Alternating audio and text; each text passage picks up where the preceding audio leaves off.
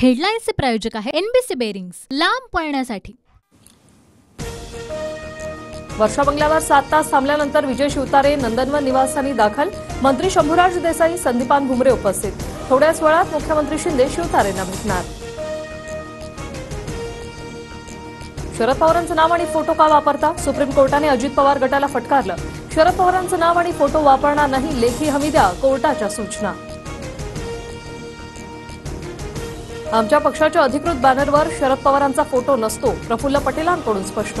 तर कोणी फोटो वापरला असेल तरी तो पवारांची मतं मिळवण्यासाठी नसल्याचीही प्रतिक्रिया।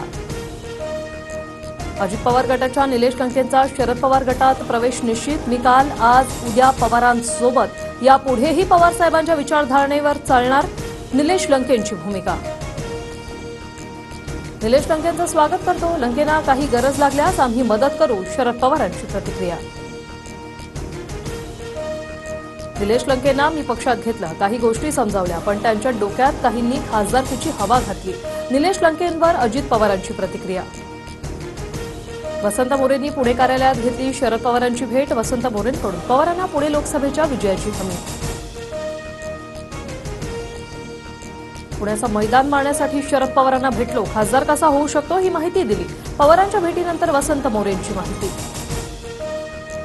भाजपच्या हरिश्चंद्र चव्हाणांनी घेतली शरद पवारांची भेट।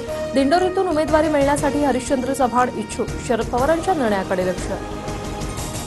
महायुतीत धनंजय मुंडे असल्यामुळे प्रीतम मुंडेंपेक्षाही जास्त मतांनी निवडून येणार, पंकजा मुंडेंचा दावा।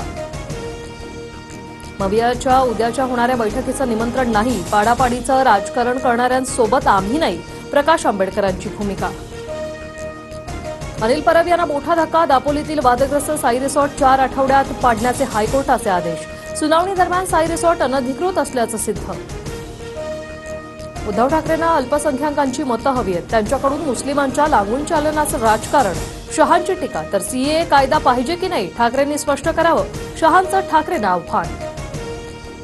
हेडलाईन्सचे प्रायोजक आहे एनबीसी बेरिंग्स, लांब पळण्यासाठी।